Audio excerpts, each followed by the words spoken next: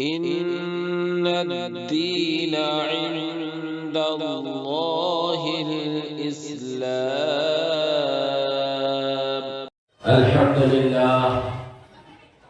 الحمد لله رب العالمين،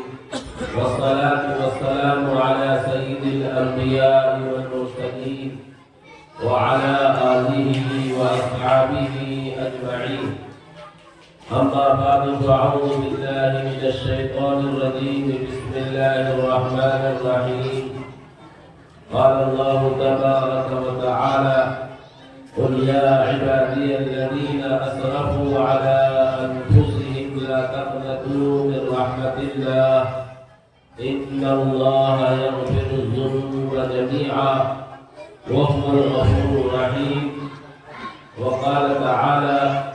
ما يفعل الله بعذابكم إن شكرتم وآمنتم وكان الله شاكرا عليما. وقال عليه الصلاة والسلام: كلكم خطاؤون وخير الخطائين التوابون. وقال عليه الصلاة والسلام: التائب من الذنب كمن لا ذنب له، أو كما قال نبينا صلى الله عليه وسلم. اسٹیج پر جلوہ افروز حضرات علماء کرام اور انتہائی عزت و احترام کے مستحق میرے بھائیوں اور نوجوانوں، آج کا یہ پروگرام جو مدرسہ قادریہ کی طرف سے پتھر والی مسجد میں منعقد کیا گیا ہے، یہ ہم سب کے لیے بابرکت اور بارودت اور ہم سب کی دینی اور دنیاوی سعادتوں کا ذریعہ ہوگا انشاءاللہ۔ اس لیے دین کے نام پر، اللہ کے نام پر، اللہ کے نبی صلی اللہ علیہ وسلم کے نام پر جب بھی جس جگہ بھی جس وقت بھی اکٹھا ہوا جائے گا اور اللہ اس کے رسول صلی اللہ علیہ وسلم کی باتیں کہی اور سنی جائیں گی تو وہ کہنے اور سننے والوں کے لیے سعادتوں کا ذریعہ اور وسیلہ ہوگا۔ اس لیے ہم سب خوش نصیب ہیں، سعادت مند ہے کہ ہم سب اس پروگرام کا حصہ ہیں۔ دعا کریں کہ اللہ تبارک و تعالی جو باتیں کہی جائے ان کو عمل میں لانا آسان فرمائے، اور اللہ تبارک و تعالی ہم سب کو ایمانی اور عملی ترقی کی راہوں پر گامزن فرمائے۔ میرے بھائیوں، اللہ کے نبی صلی اللہ علیہ وسلم کا فرمان ہے: کلکم خطاؤون، تم سب خطاکار ہو، قصوروار ہو، وخیر الخطائین التوابون، اور بہترین خطاوار قصوروار وہ ہے جو اللہ سے توبہ کرنے والے ہیں۔ اس سے معلوم ہوا کہ ہم سب گناہگار ہیں اور گناہ ہوتے رہتے ہیں۔ اللہ کے حکم کو ماننا یہ اطاعت ہے، اللہ کے حکم کو بجا لانا یہ فرمانبرداری ہے، اللہ کے حکموں کو پورا کرنا یہ ثواب کا کام ہے۔ اللہ کے نبی صلی اللہ علیہ وسلم کے طریقے کو اپنانا، اللہ کے نبی صلی اللہ علیہ وسلم کی بتائی ہوئی اور دکھائی ہوئی راہ پر چلنا، یہ ہم سب کے لیے اللہ کے نبی صلی اللہ علیہ وسلم کی فرمانبرداری ہے، اللہ کے نبی صلی اللہ علیہ وسلم کی اطاعت ہے۔ لیکن ہم سب کے ساتھ، پوری انسانیت کے ساتھ جو مکلف ہے ان کے ساتھ ہمیشہ نفس و شیطان لگا ہوا ہے۔ ان النفس لامارۃ بالسوء، قرآن میں اللہ فرما رہا ہے نفس انسان کو برائیوں پر آمادہ کرتا ہے، ابھارتا ہے۔ اسی طریقے سے شیطان ہر وقت ہمارے غلط کاموں پر پڑنے اور غلط کاموں پر چلنے کے لیے کوشاں ہے، سرگردہ ہے، اور کیوں نہ ہو اس کا یہ مشن ہے۔ اللہ رب العزت والجلال نے جب اللہ کی اس نے نافرمانی کی اور حضرت آدم علیہ السلام کو سجدہ کرنے سے انکار کر دیا تو اللہ نے اسے رامدائے درگاہ کر دیا، تو اس نے اس وقت اللہ رب العزت والجلال سے مہلت مانگی، فَأَنذِرْنِي إِلَىٰ يَوْمِ يُبْعَثُونَ۔ اللہ نے مجھے اپنے دربار سے تو نکال دیا،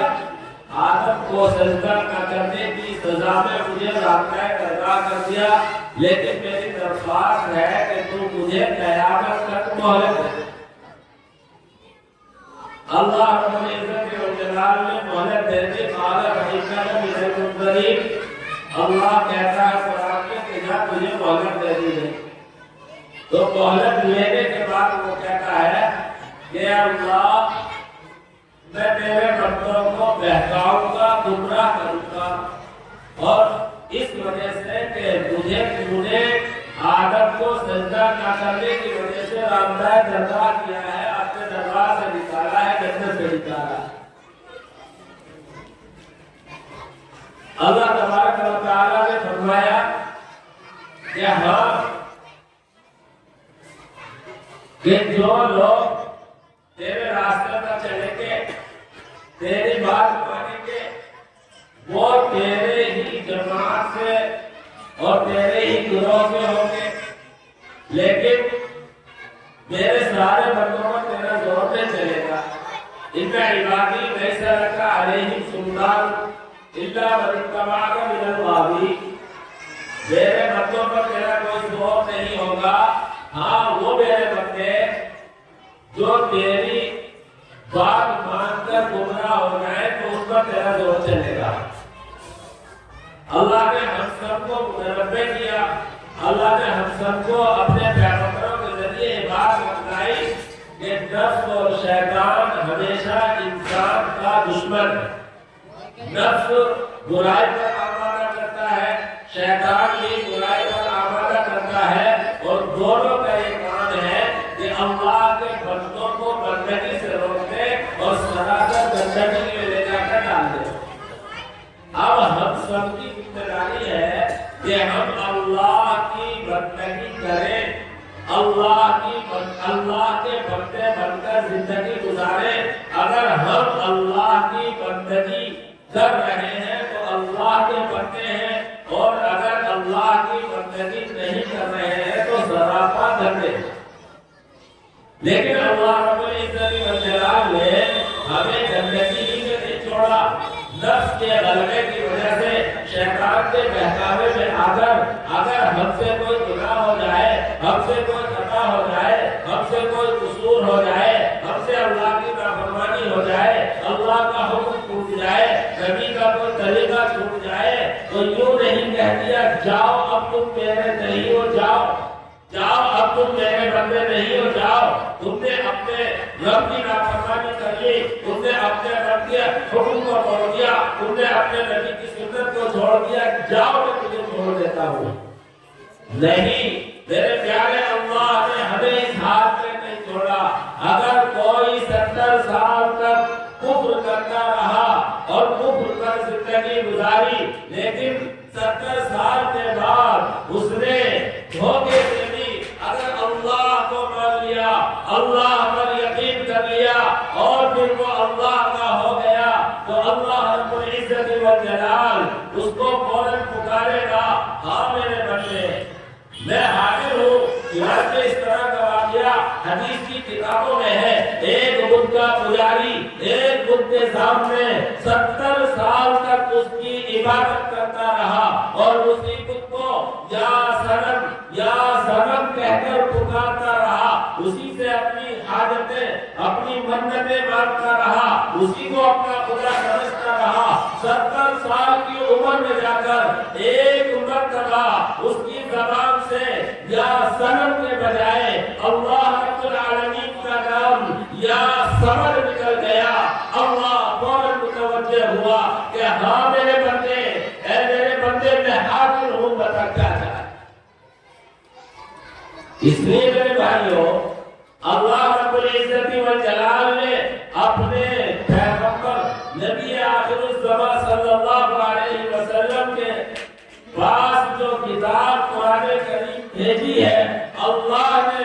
اس میں ہم سب کو اپنے پیغمبر کے ذریعے یہ کہلوایا ہے کہ اگر نفس و شیطان کے دھوکے میں آ کر اللہ کا حکم ٹوٹ گیا، اللہ کی نافرمانی ہو گئی، گناہوں کے دلدل میں پھنس گیا اور گناہوں میں جا کر ڈوب گیا ہے، تو گھبرائے نہ، ہرگز نہ گھبرائے، ہرگز فکر نہ کرے۔ اللہ رب العزت والجلال مغفرت کے لیے تیار۔ چنانچہ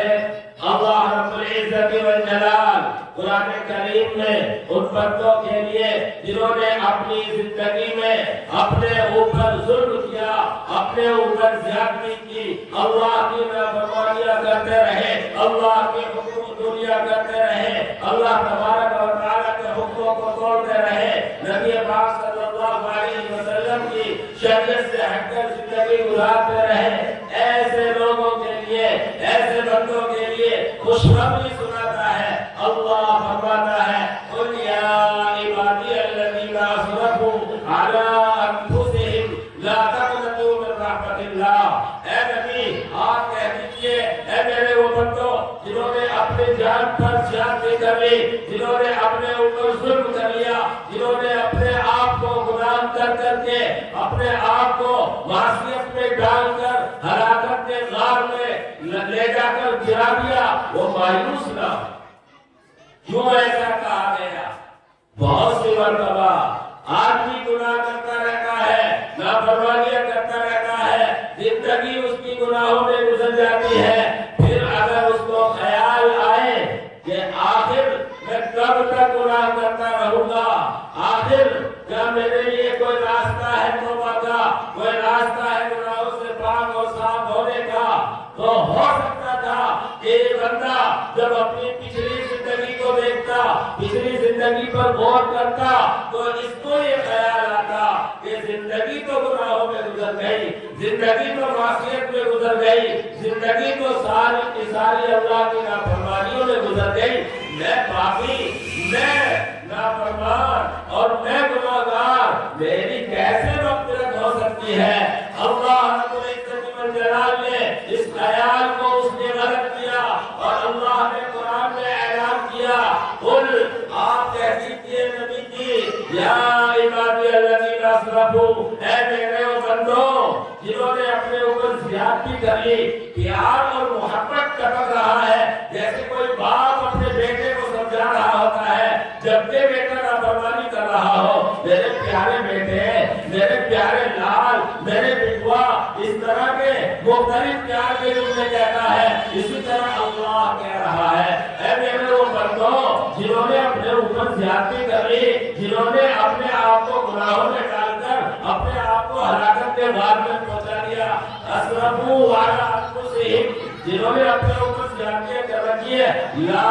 تقنطوا من رحمت اللہ، اس اللہ رب العالمین کی رحمت سے مایوس مت۔ یہ اسلام کی خوبی،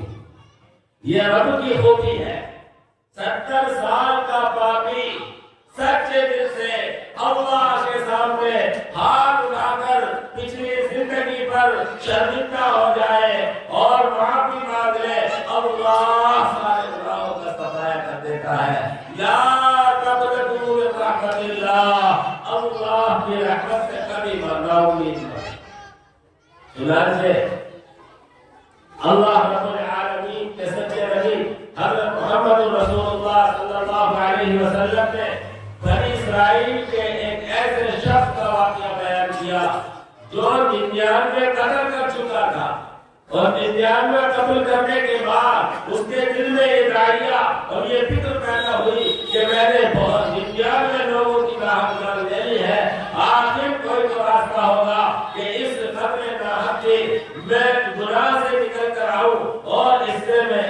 آخرت میں قبر سے بچ جاؤں۔ اسی سلسلے میں وہ اسی جاہل کے پاس چلا جاتا ہے جو شریعت کو نہیں جانتا، جو شریعت کا علم نہیں رکھتا۔ میرے بھائیوں، یہاں رک کر ایک بات سمجھے، جب بھی اپنا کوئی مسئلہ پیش آئے، جب بھی کوئی ہماری حالت ہو، ہم کسی حال میں ہو، تو اگر ہمیں کسی سے رائے اور مشورہ لینا ہے تو ہم دین کے جاننے والوں سے، شریعت کے جاننے والوں سے رائے مشورہ لیں، ہر کس و کس سے مشورہ نہ کریں۔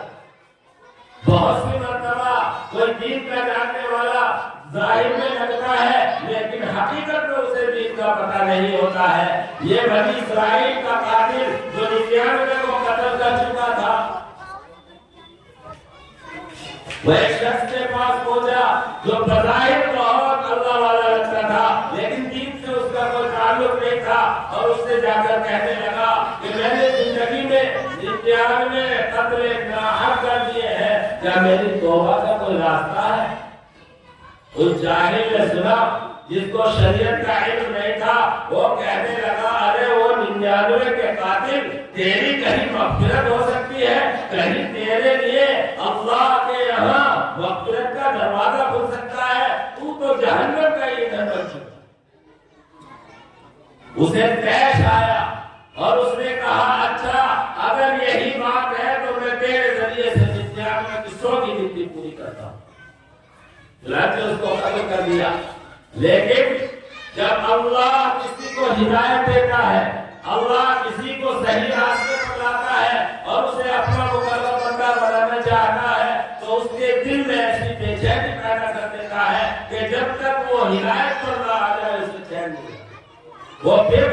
کسی سے پتہ کرتے ہوئے چلتا ہے، اور جب تک چلتا راستے میں اس کو موت کے فرشتے آ کر گھیر لیتے ہیں، اس کی موت کا وقت ہے۔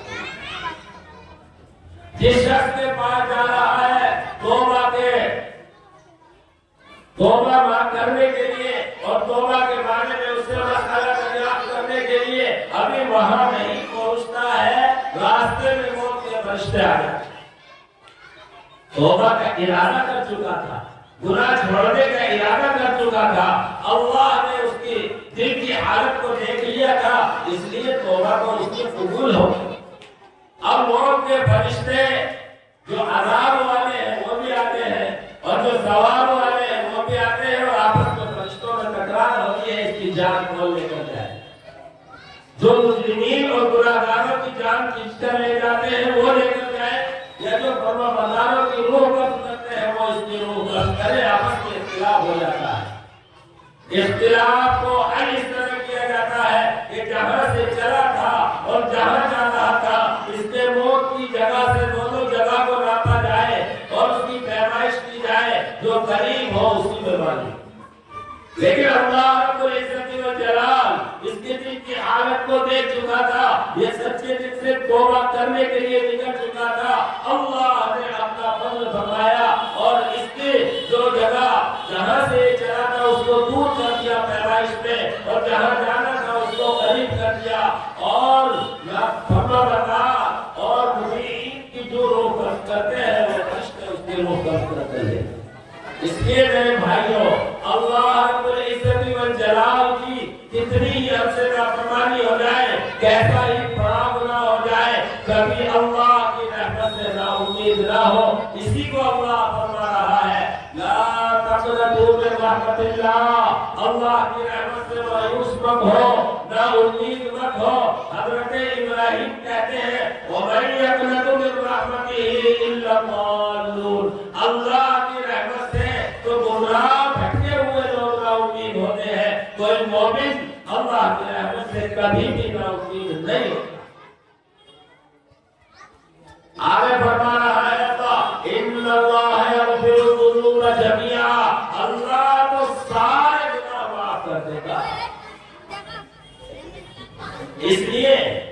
सच्चे दिल से तौबा की जो शर्तें हैं कि गुनाह को छोड़ के आइंदा गुनाह न करने का इरादा कर ले और दिल से सच्चाई के साथ अल्लाह के सामने आंखों में आंसू ले आए और अल्लाह से रोए गिड़गिड़ाए और अगर किसी का हक वाबस्ता है उसका हक अदा कर ले और फिर अल्लाह से कहे अल्लाह ये तेरा गुनाहगार बंदा तेरे दरबार में हाजिर है। अल्लाह के नबी कहते हैं सच्ची तौबा करने वाला ऐसा है जैसे उसने कभी कोई गुनाह नहीं। मेरे भाइयों, मैंने इस मज़मून का इंतखाब इसलिए किया है कि आज की रात उन रातों में से एक अहम रात है जिन रातों में अल्लाह रब्बुल इज्जत वल जलाल अपने बंदों की मग़फ़िरत का ऐलान करता है, अपने बंदों के गुनाहों को माफ करता है। हदीस पाक में है अल्लाह के नबी सल्लल्लाहु अलैहि वसल्लम के फरमाते हैं, हज़रत अली रावी है, तिरमिज़ी शरीफ की रिवायत है कि अल्लाह रब्बुल इज्जत वल जलाल इस रात में आसमान दुनिया पर जलवा अफरोज होता है और अल्लाह की तरफ से अल्लाह ऐलान करता है अला मिन मुस्तग़फिरीन, है कोई माफी मांगने वाला, अला मिन मुस्तग़फिरीन, है कोई रोजी तलब करने वाला, अला मिन मुब्तलन, है कोई परेशानी में मुब्तला जो अल्लाह से मांगे और अल्लाह की तरफ से ये ऐलान मग़फ़िरत, ऐलान रिज़्क़, ऐलान माफी सुबह गुरूए फज्र तक होता रहता है। इसलिए मेरे भाइयों, हमसे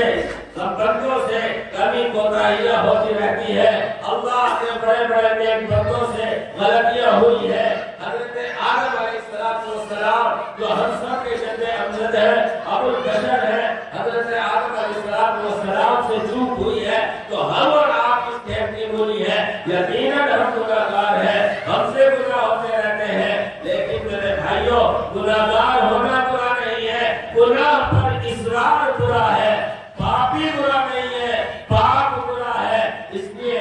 आज की इस बरकत वाली रात में, आज की इस मग़फ़िरत वाली रात में हम अपने अल्लाह से अपने छोटे बड़े तमाम गुनाहों की माफी मांगे। जो याद है उनको याद करके और जो याद नहीं है उनको भी अल्लाह से तमाम गुनाहों को हम सबको माफ कराना है और अल्लाह से अपने आप को माफ कराकर रहमत का मुस्तहिक़ बनना है और जन्नत में अपनी दाखिले का हकदार बनना है। इसलिए मेरे भाइयों, मैंने आप के सामने कुरान करीम की इस आयत की तशरीह की। अल्लाह फरमा रहा है, ऐ नबी आप कह दीजिए, ऐ मेरे वो बंदो जिन्होंने गुनाह करके अपने आप पर जुल्म और ज़्यादती कर ली है, लिहाजा वो अल्लाह के रहमत से मायूस ना हो, अल्लाह तमाम गुनाहों को माफ कर देगा। वो गफूर रहीम, वो मग़फ़िरत करने वाला है, रहम करने वाला है। लेकिन हाँ, अगर किसी का हक दबा रखा है, किसी का हक दबा रखा है, किसी का पैसा दबा रखा है, किसी की जमीन दबा रखी है, वो उस वक्त तक अल्लाह माफ नहीं करेगा जब तक के हम उसका हक अदा न कर दे या हक वाले से माफ न कर। दूसरी आयत में अल्लाह फरमाता है, माया फरल्लाहु बिअज़ाबिकुम, अल्लाह तुम्हें अज़ाब देकर क्या करेगा, इन शकरतुम व आमनतुम, अगर तुम अल्लाह का शुक्र अदा करो, ईमान ले आओ। यहाँ शुक्र को पहले जिक्र किया गया है, ईमान को बाद में जिक्र किया गया है। इमाम राज़ी रहमतुल्लाह अलैह लिखते हैं कि शुक्र का एक तकाज़ा होता है कि आदमी अपने मुनइम को पहचाने और मुनइम को पहचान कर उस पर ईमान लाए, उसके अहकाम को पूरा करे। और शुक्र का ये भी तकाज़ा होता है कि जिस तरह हम ज़बान से शुक्र अदा करते हैं, इसी तरह दिल से भी शुक्र अदा करें, आज़ा और जवारे से भी शुक्र अदा करें। मतलब ये है कि हम ज़बान से अल्लाह को एक मानते हैं, अल्लाह के अहकामात का इकरार करते हैं, तो हम अमली तौर पर भी अपने ऊपर उन अहकामात को लागू करें। अल्लाह कह रहा है, मा यफ़अलुल्लाहु बिअज़ाबिकुम, ऐ मेरे बंदो, मैं तुम्हें अज़ाब देकर क्या करूंगा, इन शकरतुम व आमनतुम, अल्लाह ताला तो तुम्हारी कदरदानी करने वाला है। وکان اللہ شاکرا علیما، اللہ قدردانی کرنے والا ہے، جاننے والا ہے۔ اللہ جانتا ہے ہم سے کبھی کوتاہی تو ہوگی، لیکن ہم اللہ کے سامنے ہاتھ پھیلا کر اپنی کوتاہیوں سے توبہ کریں گے تو اللہ معاف کر دے گا۔ اسی پر میں اپنی بات کو ختم کرتا ہوں۔ اللہ مجھے بھی، آپ حضرات کو بھی اور پوری امت مسلمہ کو اپنے گناہوں سے توبہ کرنے کی توفیق عطا فرمائے، اور اللہ ہمارے چھوٹے بڑے تمام گناہوں کو معاف فرمائے۔ آمین۔ وآخر دعوانا الحمدللہ رب العالمین۔ Allah